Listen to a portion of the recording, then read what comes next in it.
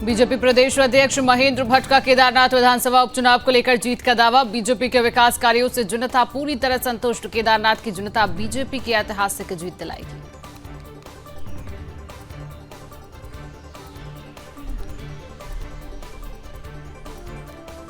BJP के विधायक दिलीप रावत ने पूर्व मंत्री हरक सिंह रावत पर कसा तंज। कहा, बीजेपी के बुलावे पर दौड़े चले आएंगे हरक सिंह। खुद को जीवंत बनाने के लिए देते हैं विवादित बयान।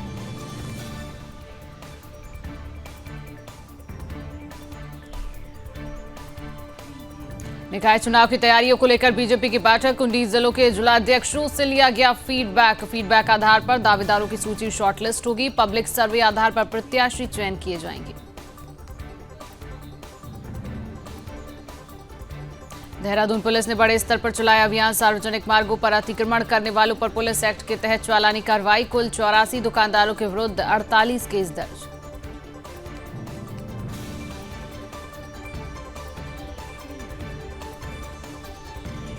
खटीमा में श्रम विभाग की गरीब महिलाओं को सामान बांटने में फैली अव्यवस्था। श्रम विभाग के गलत मैनेजमेंट के कारण महिलाएं परेशान। आगे महिलाओं को टोकन की मदद से बुलाया जाएगा।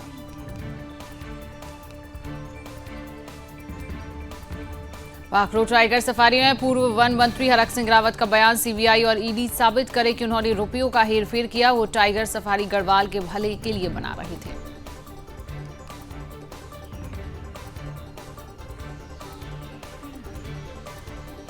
श्रीनगर के कई गांव के पशुओं में फैली भयंकर बीमारी। नाक से खून और पेट फूलने से हो रही पशुओं की मौत। 10 से अधिक बैलों की मौत। पशुपालन विभाग ने क्षेत्रों में भेजी दवाइयां।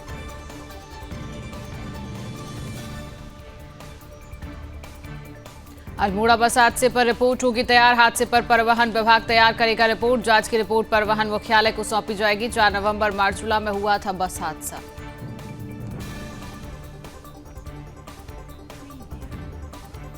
उत्तराखंड रोडवेज को मिलेगी 100 नई बसें। BS6 मॉडल को 100 नई बसें खरीदने को मिली मंजूरी। 100 CNG बसों को कॉन्ट्रैक्ट पर रखा जाएगा। प्रदूषण बढ़ने से रोडवेज की पुरानी डीजल बसों पर लगी थी रोक। देहरादून पुलिस ने सड़क हादसों को लेकर ट्रैफिक सिग्नल के समय में किए बदलाव। अब रात 12 बजे तक खुले रहेंगे ट्रैफिक सिग्नल। SSP ने बताया, हर चौक पर बनाए जाएंगे स्पीड ब्रेकर।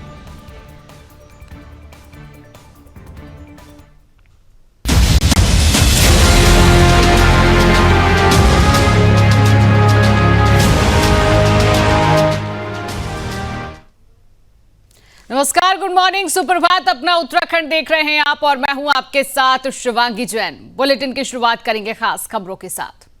केदारनाथ विधानसभा उपचुनाव में बीजेपी अब तक का सबसे बड़ा इतिहास रचने जा रही है। प्रदेश अध्यक्ष महेंद्र भट्ट ने कहा है कि जिस तरह से मतदान को लेकर लोगों में उत्साह देखा गया, इससे साफ जाहिर है कि जनता भाजपा के साथ है और भाजपा के विकास कार्यों से जनता पूरी तरह से संतुष्ट है। वहीं उन्होंने कहा कि केदारनाथ की देवतुल्य जनता ऐतिहासिक जीत के रूप में भाजपा प्रत्याशी को जिताना चाहती है।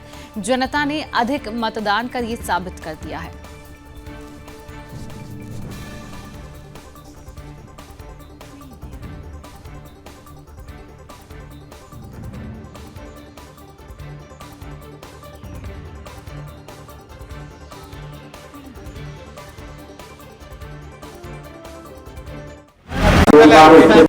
अभी तक की सबसे बड़ी जीत एक केदारनाथ में हम सबको देखने को मिलेगी। बहुत अच्छा मतदान हुआ है। मैं केदारनाथ की जनता को का आभार व्यक्त करता हूँ, माँ की मातृशक्ति का आभार व्यक्त करता हूँ कि केदारनाथ का जो देवतुल्य स्वरूप है उस पर उन्होंने मोहर लगाई और वोट परसेंटेज बहुत अच्छा रहा है। बाई इलेक्शन में इतना परसेंटेज रहता नहीं है। ये बहुत अच्छा, हमारे कार्यकर्ताओं ने बहुत मेहनत की है, हर बूथ को जीतने का प्रयास किया। और मेरा उम्मीद है, मुझे पूरा विश्वास है, हम कम से कम 90% पोलिंग बूथों पर हमारी सीट पर तक जीत होगी।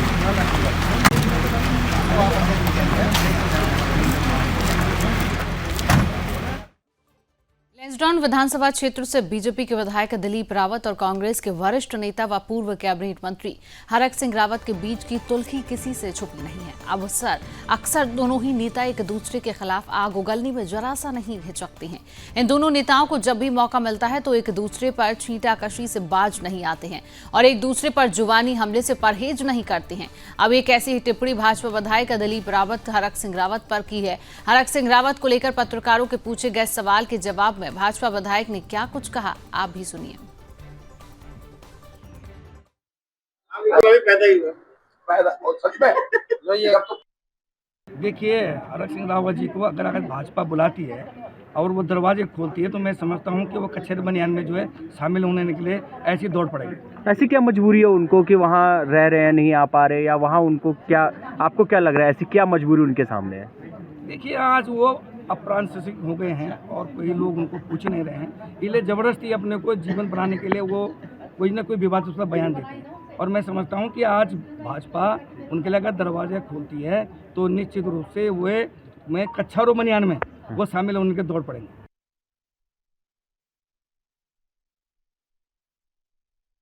मैं पता करता हूँ अभी ना। कैमरा वाला वो हटाओ टीवी तार की आवाज किसकी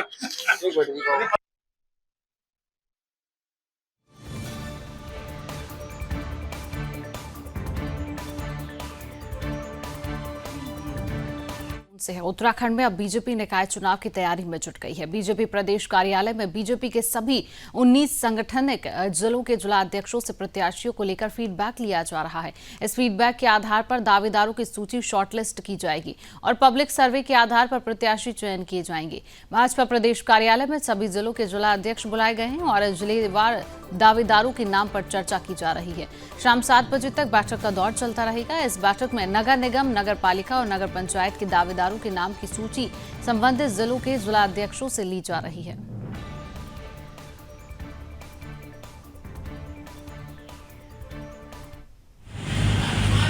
हमारे 19 के 19 जिलों के जिलाध्यक्ष, हमारे उस क्षेत्र के जिले के प्रभारी और हमारे उस क्षेत्र के जनप्रतिनिधि, उनके विधायक हैं जिनको हमने चुनाव लड़ाया था, ऐसे हमारे प्रत्याशी हैं। इन सबके साथ हम चर्चा कर रहे हैं। हर नगर पालिका, नगर पंचायत, नगर निगम के लिए व्यक्तिगत चर्चा के माध्यम से अभी तक कितने लोगों ने दावेदारी की है उसकी हम जानकारी ले रहे हैं, वो नाम इंगित कर रहे हैं और बाद में हम अपने प्रदेश की प्रयोक्षक टोली भेजने वाले हैं। वो प्रयोक्षक टोली भी हमारी निचले स्तर पर फिर मंडल के पदाधिकारियों से, प्रमुख वार्ड मेंबरों से, जो पूर्व के प्रत्याशी उनसे बातचीत करने के बाद फिर एक समीक्षा तो चर्चा आएगी। आपके बूथ है 3 साल में गठन हो चुका है, सब कुछ को बोल रहा हूँ। जो हमारे आ जाओ जी, एक मिनट चल जाएगी, आधा घंटा रहेगा, सिर्फ 1 मिनट की बात है। खबर देहरादून से है, जहां फुटपाथों, सार्वजनिक मार्गों पर अतिक्रमण कर यातायात व्यवस्था और आमजन के आवागमन को बाधित करने वाले लोगों के विरुद्ध एसएसपी के निर्देशों पर दून पुलिस ने बड़े स्तर पर अभियान चलाया है। इस दौरान जनपद के नगर और देहात क्षेत्रों में पुलिस की अलग अलग टीमें गठित कर अतिक्रमण के विरुद्ध कार्रवाई की गई। अभियान के दौरान पुलिस ने सभी थाना क्षेत्रों के फुटपाथों, सार्वजनिक मार्गों पर ठेली और दुकानें लगाकर अतिक्रमण करने वाले दुकानदारों और ठेली संचालकों को चिन्हित करते हुए उनके विरुद्ध पुलिस एक्ट के तहत चालानी कार्रवाई की है। इस दौरान जनपद के कई थानों में कार्रवाई करते हुए सार्वजनिक स्थानों पर अतिक्रमण करने वाले कुल 84 दुकानदारों और प्रतिष्ठान मालिकों के विरुद्ध कुल 48 अभियोग पंजीकृत किए गए हैं।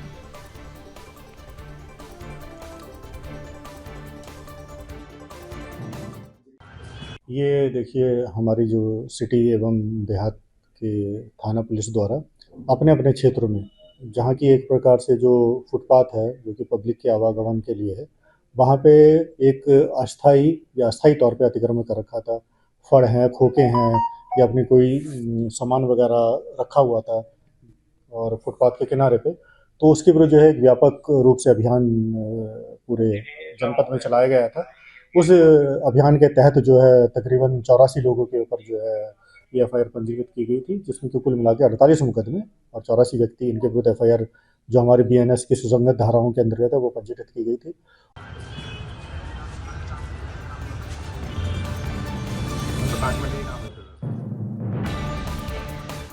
खबर खटीमा से है, जहां मंडी समिति परिक्षेत्र में श्रम विभाग कार्ड धारक गरीब महिलाओं को सामान बांट रही है। महिलाओं को सामान वितरित करने में काफी अनियमितताएं आ रही हैं, जिससे गरीब महिलाओं को काफी दिक्कतों का सामना करना पड़ रहा है। श्रम विभाग के गलत मैनेजमेंट के कारण श्रमिक महिलाएं इधर उधर दौड़ रही हैं। ऐसा लग रहा है कि महिलाएं मैराथन दौड़ कर रही हैं। गौर करने वाली बात यह है कि इन गरीब महिलाओं का रोज का घरेलू कार्य भी रुक गया है। श्रम विभाग के गलत मैनेजमेंट के कारण सामान मिलने में काफी दिक्कतों का सामना करना पड़ रहा है। यदि श्रम विभाग टोकन सिस्टम पर महिलाओं को सामान लेने के लिए बुलाते हैं तो इतनी बड़ी दिक्कत नहीं होती। श्रम प्रवर्तन अधिकारी राजेंद्र सिंह का कहना है कि शुरू में कम महिलाएं थीं, जिस कारण मिसमैनेजमेंट हो गया है। अब आगे जिन महिलाओं को सामान दिया जाएगा उनको टोकन के माध्यम से बुलाया जाएगा।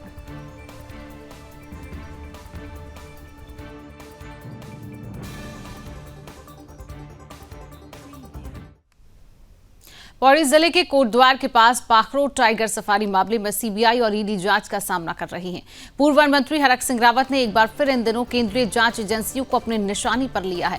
हरक सिंह रावत ने मीडिया को दिए अपने एक बयान में कहा कि सीबीआई और ईडी यह साबित कर दे कि मैंने 1 रुपया भी इधर से उधर किया है। साथ ही हरक सिंह रावत ने कहा कि वो पाखरो टाइगर सफारी गढ़वाल के भले के लिए बना रही थी।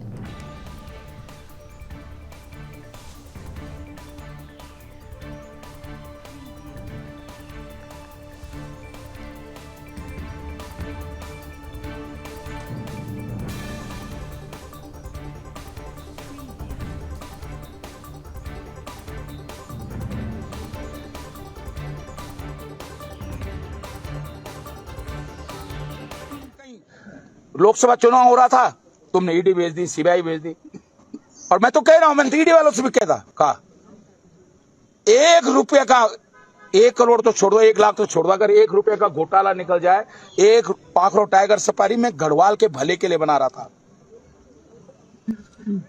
लाखों लोगों को रोजगार मिलता, दिल्ली से लेकर कोटद्वार तक, जौलीग्रांट से लेकर कोटद्वार तक इतने होटल बनते, इतने रिसोर्ट बनते। पूरी दुनिया के लोग जो टाइगर देखने के लिए आते, वो पाखरो टाइगर सफारी देखने के लिए आते। मेरा जुनून था कि 2/3 हिस्सा पौड़ी जिले का गढ़वाल का हिस्सा जो है कॉर्बेट में है, और दुर्भाग्य से गढ़वाल से जो है कॉर्बेट को व्यापार नहीं मिल पा रहा, यहाँ को लोगों को रोजगार नहीं मिल पा रहा है।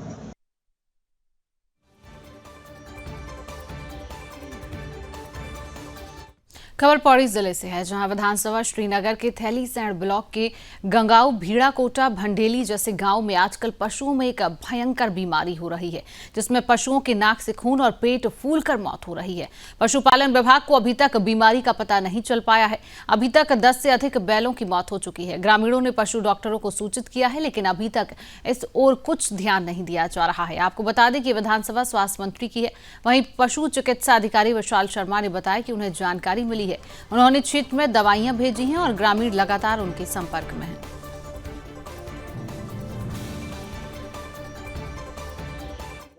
आपको सादर में अवगत करना चाहूंगा कि मेरे संज्ञान में यह जैसे ही आया कि थैलीसैंण विकासखंड में ग्राम गंगो, भीड़ा, कोटा और मंडेली में कुछ इस प्रकार के बीमारी देखी गई है, जिसमें कि बताया जा रहा है कि पशुओं के नाक से खून और गले में सूजन के साथ पेट में अफारा की स्थिति हो रही है, जिससे कि 8 से 10 पशुओं की मौत की सूचना जैसे ही मुझे प्राप्त हुई, तत्काल मैंने अपने निकटतम पशु चिकित्सा अधिकारी से संपर्क किया और तत्काल ही मुझे अवगत कराया गया कि हमारी विभागीय टीम द्वारा वहां पर पहुंच के इलाज की भी कोशिशें की जा रही हैं।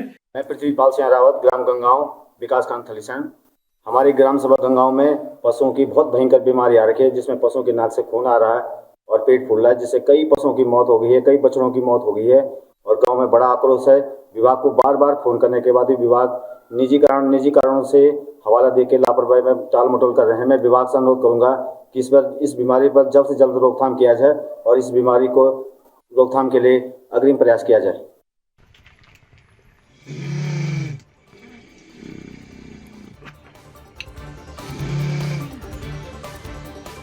उत्तराखंड परिवहन विभाग अल्मोड़ा बस हादसे की वजहों की रिपोर्ट तैयार करने में जुट गया है। बता दें कि इस हादसे के बाद जांच टीम घटनास्थल पर अध्ययन करने पहुंची थी। अब परिवहन विभाग हादसे की वजहों पर जल्द ही रिपोर्ट तैयार करने में जुट गया।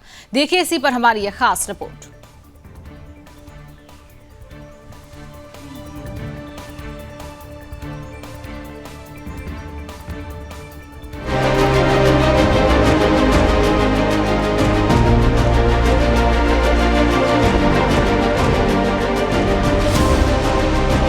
अल्मोड़ा जिले है कि मारचूला में 4 नवंबर की सुबह हुई हादसे में बस दुर्घटनाग्रस्त हो गई थी। बस हादसा इतना दर्दनाक था कि बस में सवार 36 यात्रियों की मौके पर ही मौत हो गई थी, जबकि 27 लोग घायल हो गए थे। हालांकि इस घटना के बाद परिवहन विभाग ने उप परिवहन आयुक्त राजीव मेहरा की अध्यक्षता में टीम गठित की थी और साथ ही टीम मारचूला पहुंचकर बस दुर्घटना होने का अध्ययन किया था।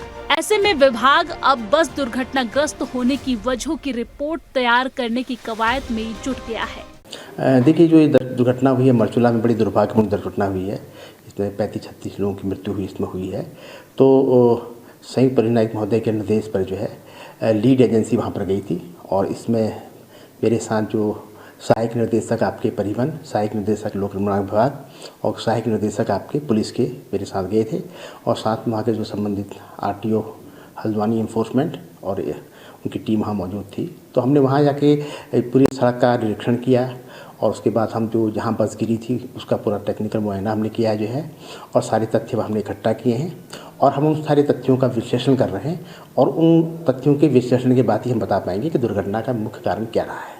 वही मैंने कहा ना, देखिए किसी भी वाहन की दुर्घटना के कई कारण होते हैं और हम ये चाहते हैं कि हमको सही कारण प्राप्त हो, जिससे कि हम भविष्य में जो है दुर्घटनाओं को रोक सकें।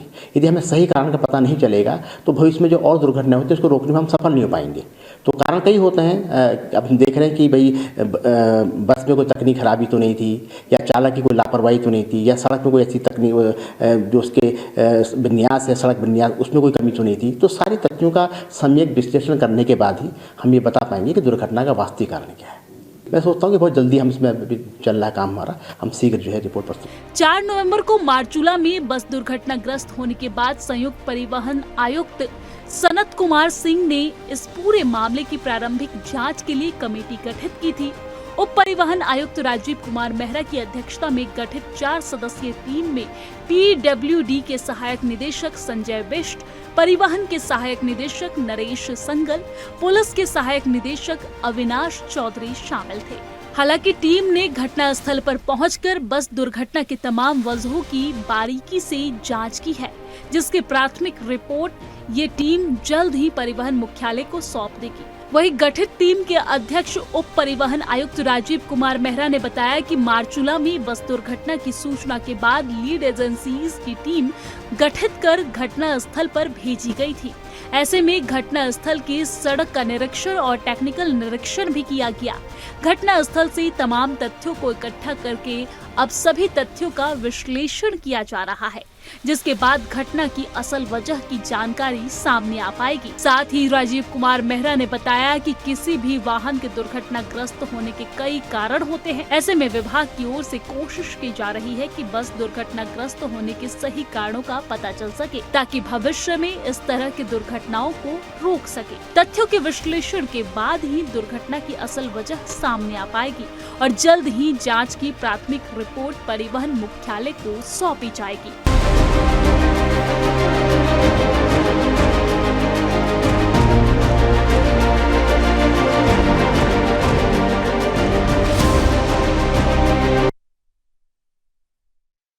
खबर देहरादून से है, जहां ओएनजीसी चौक में हुए भीषण सड़क हादसे के बाद दून पुलिस ने ट्रैफिक सिग्नल के समय में बदलाव किया है। इसके तहत अब रात 12 बजे तक ट्रैफिक सिग्नल खुले रहेंगे। एसएसपी देहरादून अजय सिंह ने बताया कि दून में अब रात 12 बजे तक ट्रैफिक सिग्नल खुले रहेंगे। इसके साथ ही हर चौक पर स्पीड ब्रेकर बनाए जाएंगे। उन्होंने बताया कि अभी तक ट्रैफिक लाइटें 10 बजे तक खुली रहती थी। यातायात व्यवस्था और सुरक्षा को देखते हुए इस 2 घंटे बढ़ा दिया गया है। हर चौक पर स्पीड ब्रेकर बनने की दुर्घटनाओं की संभावनाएं कम होंगी।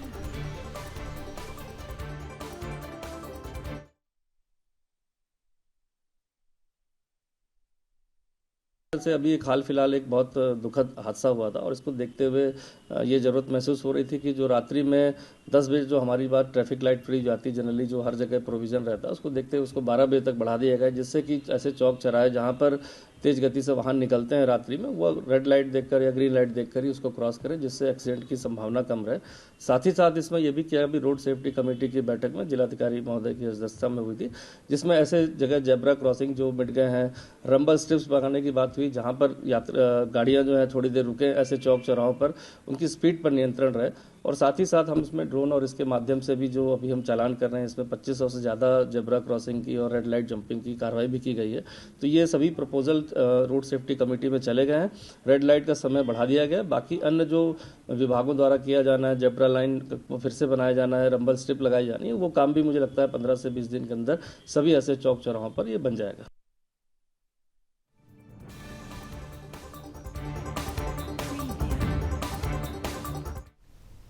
खबर खटीमा से है, जहां क्षेत्र में फिर से अवैध मिट्टी खनन का कारोबार चलने लगा है। खटीमा क्षेत्र के 17 मिल चौकी क्षेत्र के अंतर्गत नौसर, जादवपुर और अन्य ग्रामीण क्षेत्रों में मिट्टी खनन माफिया अवैध मिट्टी खनन का खेल खेल रही है। ये लोग रात के अंधेरे का फायदा उठाकर अवैध मिट्टी खनन कर रहे हैं। मिट्टी खनन माफिया को शासन प्रशासन तक का डर नहीं है। वहीं इन सभी गतिविधियों को देखते हुए भी शासन प्रशासन मूक दर्शक बना हुआ है। इस अवसर पर खटीमा उपजिलाधिकारी रविंद्र सिंह बिष्ट का कहना है कि अभी तक किसी प्रकार की मिट्टी खनन की परमिशन नहीं दी गई है। जो लोग अवैध मिट्टी खनन कर रही हैं, उनकी जांच की जाएगी और उनके खिलाफ कानूनी कार्रवाई की जाएगी।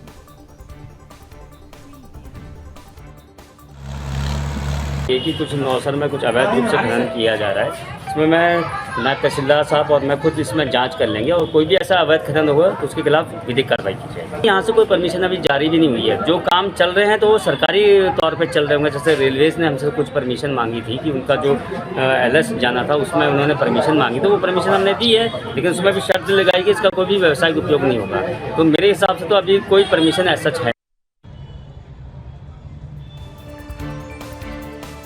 खबर मसूरी से है। नगर पालिका प्रशासन ने हैम्पटन कोर्ट स्कूल जाने वाले मार्ग पर शाम के समय चेन लगाकर बंद कर दिया है, जिससे स्थानीय लोगों और छात्रों को भारी परेशानियों का सामना करना पड़ा।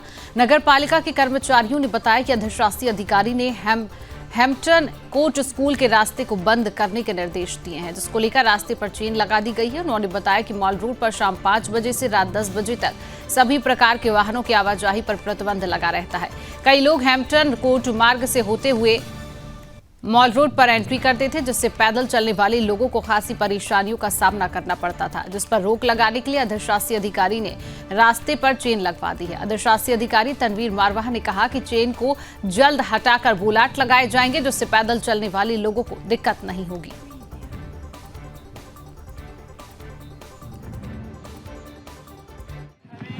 हमारी तो एक्स्ट्रा क्लास से इधर रास्ता बंद है, तो उधर से जाते डेली और अभी बंद कर रहा था।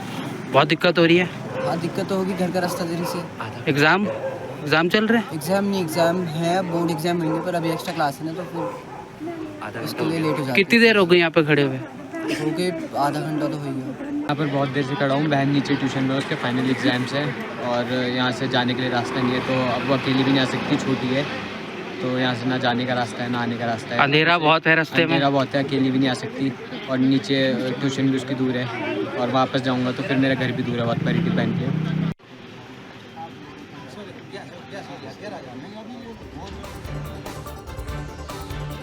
नजीबाबाद में होगा वंदे भारत एक्सप्रेस का स्टॉपेज। बड़ी खबर बता रहे हैं, गढ़वाल सांसद अनिल बलूनी के प्रयासों का असर देखने को मिला है। देहरादून लखनऊ वंदे भारत एक्सप्रेस को अनुमति मिल चुकी है। रेल मंत्री अश्विनी वैष्णव ने 2 स्टॉपेज को स्वीकृति दी है। गढ़वाल सांसद ने केंद्रीय रेल मंत्री का आभार जताया है। सांसद ने इसी महीने रेल मंत्री से मुलाकात की थी। गढ़वाल और आसपास के नागरिकों को ये एक बड़ी सुविधा मिलने जा रही है। तो बड़ी खबर आप तक पहुंचा रहे हैं, जहां पर नजीबाबाद में अब वंदे भारत एक्सप्रेस का स्टॉपेज होगा।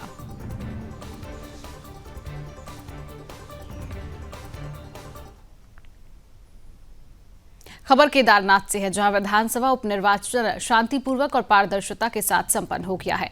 बता दें कि बीते बुधवार शाम 6 बजे तक कुल 57.64% मतदान हुआ था और मुख्य निर्वाचन अधिकारी डॉक्टर विजय कुमार जोगदंडे ने सफलतापूर्वक संपन्न हुए मतदान के लिए समस्त अधिकारियों और कार्मिकों को बधाई दी थी। साथ ही सभी जनपद वासियों के सहयोग के लिए आभार व्यक्त किया। अपर मुख्य निर्वाचन अधिकारी ने बताया कि 7 केदारनाथ उपनिर्वाचन में कुल 57.64% मतदान हुआ है और कहा कि विधानसभा उपनिर्वाचन में इस बार कुल 90,875 मतदाता थे, जिनमें 45,956 महिला मतदाता और 44,919 पुरुष मतदाता शामिल थे।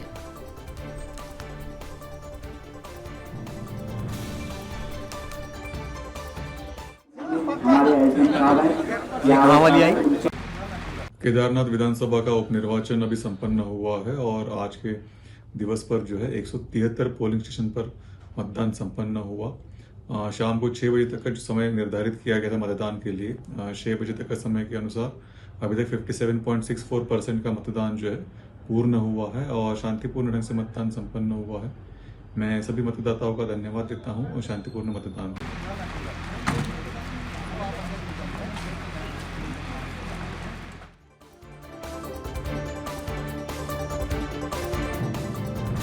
चलिए बूथ संख्या क्या है?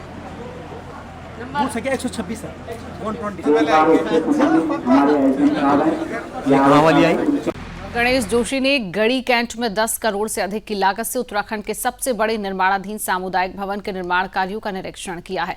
इस दौरान कैबिनेट मंत्री ने निर्माणाधीन अत्याधुनिक सामुदायिक भवन के निर्माण से संबंधित कार्यदायी संस्था के अधिकारियों को निर्धारित समय में निर्माण कार्य पूर्ण करने के लिए दिशा निर्देश दिए। इस अवसर पर कैबिनेट मंत्री गणेश जोशी ने प्रदेश के मुख्यमंत्री धामी का आभार प्रकट करते हुए कहा कि धामी सरकार जिन योजनाओं का शिलान्यास करती है उनका लोकार्पण भी करती है और कहा कि प्रदेश के मुख्यमंत्री धामी के नेतृत्व में हमारी सरकार राज्य में जन सुविधाओं को सुदृढ़ करने के लिए निरंतर प्रयासरत है। उन्होंने कहा कि इस विशाल सामुदायिक भवन का निर्माण कार्य पूर्ण होने पर निश्चित तौर पर गढ़ी कैंट क्षेत्र के लोगों को शादी विवाह और सामाजिक कार्यों के लिए वरदान साबित होगा। मंत्री ने कहा कि जनवरी माह में मुख्यमंत्री धामी इस भव्य सामुदायिक भवन का लोकार्पण कर जनता को समर्पित करेंगे।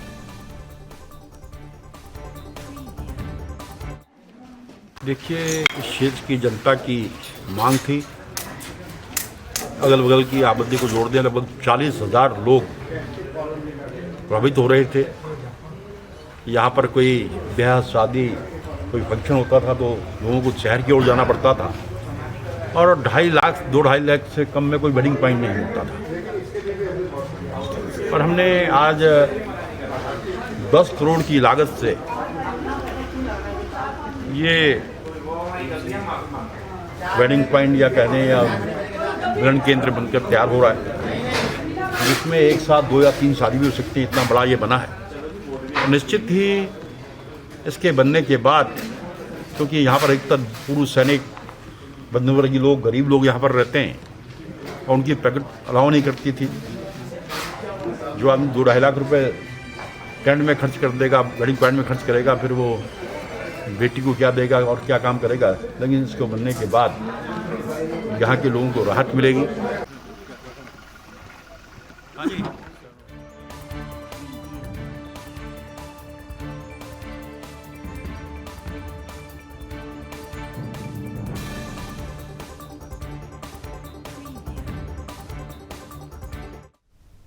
तो फिलहाल के लिए इस खास बुलेटिन में इतना ही। देश और दुनिया की तमाम खबरों को जानने के लिए आप देखते रहिए सुदर्शन न्यूज। जय हिंद।